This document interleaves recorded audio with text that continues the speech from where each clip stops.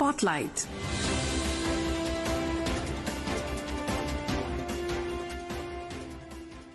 This is Akashvani. In the program Spotlight, now we bring you an exclusive interview with Arun Goel, Indian High Commissioner to Croatia, on the eve of Prime Minister Narendra Modi's visit to Croatia. Interviewer is Sanjio Kumar Singh, Akashvani Correspondent. We have Indian Ambassador in Croatia, Arun Goel ji. Welcome, sir, to Akashvani News. Thank you. Mr. Ambassador, Prime Minister Narendra Modi's visit to Croatia marked a rare high-level engagement between the two countries, as it is the first visit of an Indian Prime Minister to the Central and Southeast European country. What is the significance of Prime Minister's visit for the bilateral relations? See, Croatia became kingdom for the first time in 925 AD, and in present shape, they became a country in 1991. So Croatians, they have a population of 3.8 million in Croatia, and slightly more than that, 4 million Croatians are living outside Croatia in different parts of the world, the US, Australia, Germany, and so on and so forth. So these are about 8 million Croatians. They're very proud people and very closely knit community. So they realized the dream of their homeland after 1050 years. So now the first visit by Indian Prime Minister Shri Narendra Modi is being looked by them, that's all the 8 million Croatians, not merely the visit by Indian Prime Minister, but of a global leader. And in the present instability, they consider Prime Minister Modi as a pillar of global peace. So for them, visit by Honorable Prime Minister Shri Narendra Modi is a huge thing for them because it's putting Croatia on the global map. So this is the first visit to Balkans that gives importance to Balkans, that now India is focusing on Balkans in its foreign policy. So the whole region gets a big boost. And I think with this visit, bonding, which is likely to develop between the two prime ministers and resultantly amongst the people of two countries. So this is going to put our relations in all spheres on a different trajectory, the fruits of which will be visible in the decades to come. Mr. Ambassador, what is high on the agenda? Could you please highlight the key areas of discussion and cooperation expected during this visit? I think the first and foremost is having stable political strategic partnership between the two nations. So having a strong partner in Croatia, which is a member of EU. So it gives us the leeway to further our interest in the negotiations of India-EU FTA, which, as you know, is in the anvil. But on the bilateral side, to start with, we are having 4 agreements being signed in this trip. The first and foremost is on the program of cooperation in science and technology. So here it will lead to identification of areas of cooperation, facilitating environment for those areas, envisaging different activities, projects, programs under this, and then leading to exchange of scientific materials, information, and personnel. Secondly, the agreement on agriculture and allied activities, as many as 30 fields have been identified where the cooperation will lead to joint efforts, joint projects, exchange of information, materials, and personnel. And then we are going to have a cultural exchange program for 5 years from till 2030 in all domains like music, dance, theatre, cultural heritage, libraries, museums, archaeology, audiovisuals, festivals, all spheres.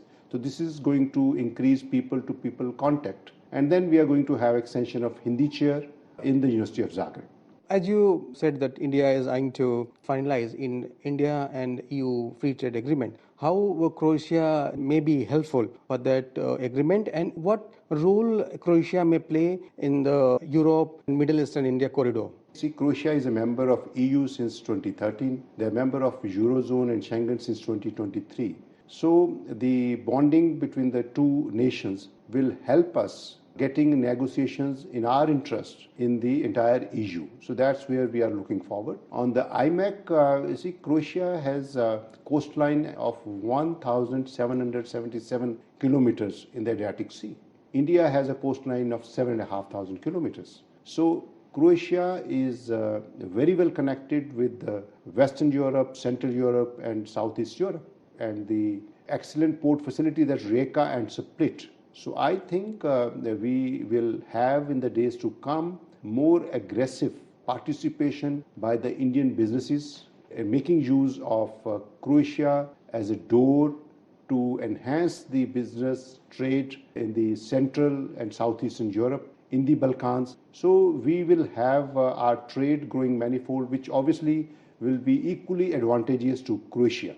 Mr. Ambassador, Croatia has consistently supported India's bid for a permanent seat in UNSC. How both countries can work towards the multipolar world and more democratic international institutions? So, Sanjeev ji, as you know, the current UN setup is of 1945 era.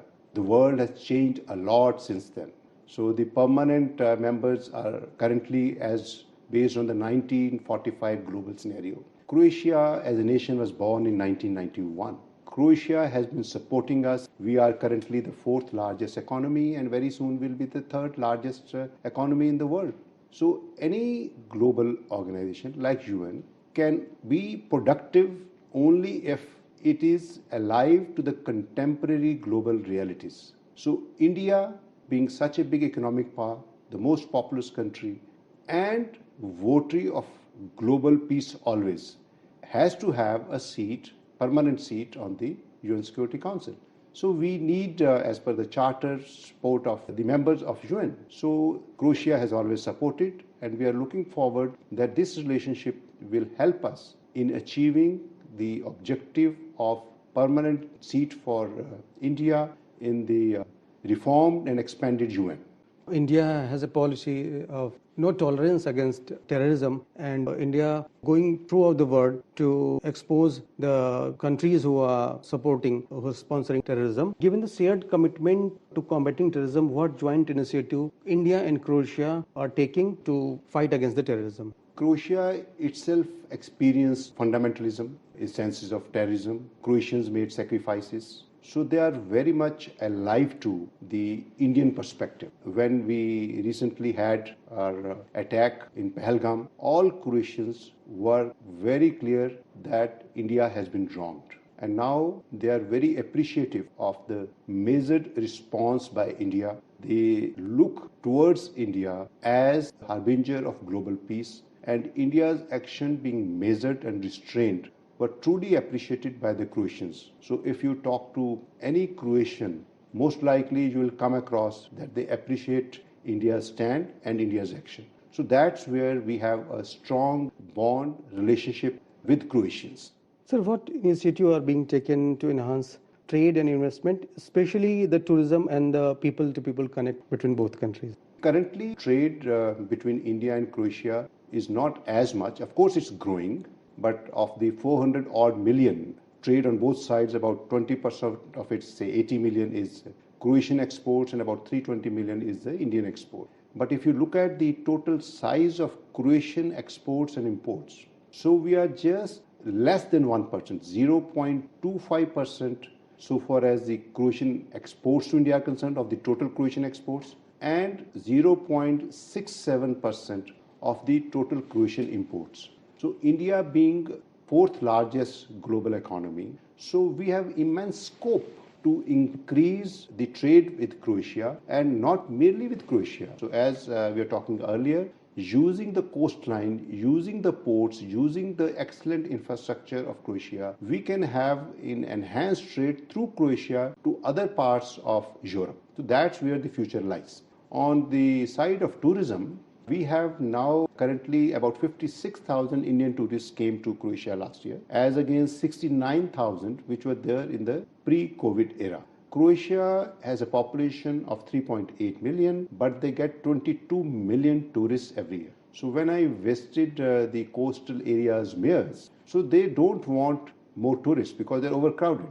But when we had detailed discussions, then they shared that in April, May and June, they do not have as many tourists as they have in July, August. As you know, Indians go out in May and June. So that's where the complementarity lies. This is what I shared with the mayors here. When their facilities are less occupied, that's the peak time of Indian tourists going outside India. So we are working on that. I'm sure in the days to come, we'll have more Indian tourists coming here in the months of May and June, which will add to Croatian economy. And once more Indian tourists are here, obviously it is going to lead to various Indian restaurants and Indian services. So people to people connect will increase, and we'll have a stronger and expanded people to people connect, which will bring our two nations together. Sir, Indian diaspora in Croatia plays a vital role in strengthening bilateral ties. How the embassy is engaging the community here in Croatia?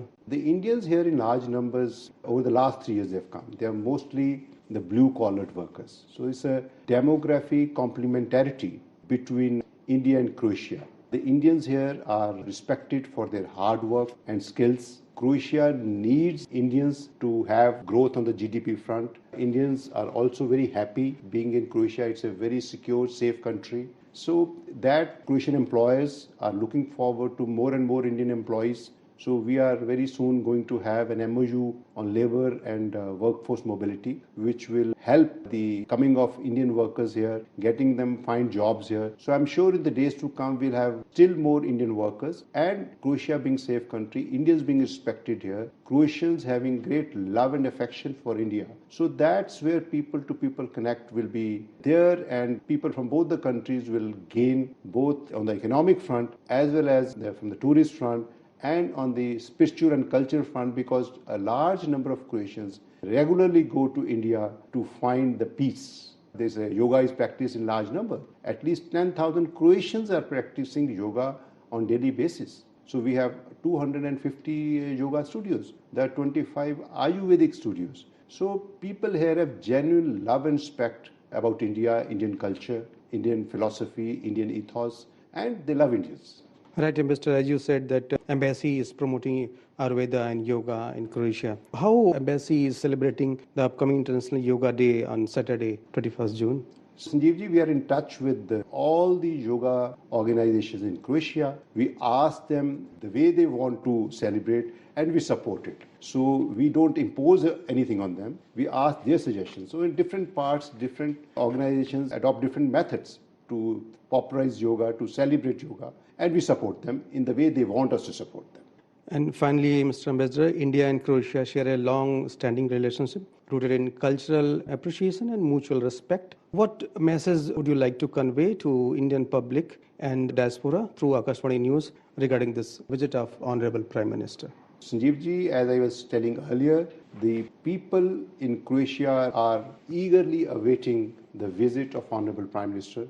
They consider him a global leader who is a pillar for bringing about global peace in the present circumstances. So they respect and they love Indians. They have great regard for Indian culture and ethos.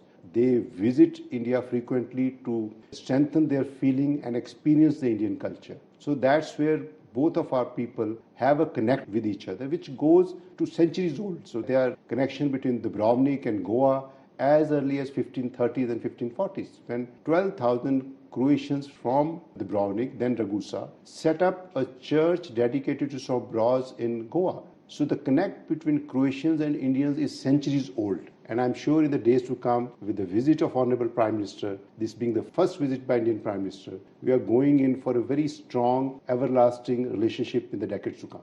Thank you, Ambassador. Thank you for being with Akashvani News. You are listening to an exclusive interview with Arun Goel, Indian High Commissioner to Croatia, on the eve of Prime Minister Narendra Modi's visit to Croatia. Interviewer was Sanjio Kumar Singh, Akashvani Correspondent. This program was produced and presented by the News Services Division of Akashvani. You can listen to it on our mobile app, News on AIR. This program is also available on our YouTube channel, News on AIR Official. You may share your feedback about this program through email at airnsdtalks@gmail.com or WhatsApp on 928-909-4044. Spotlight.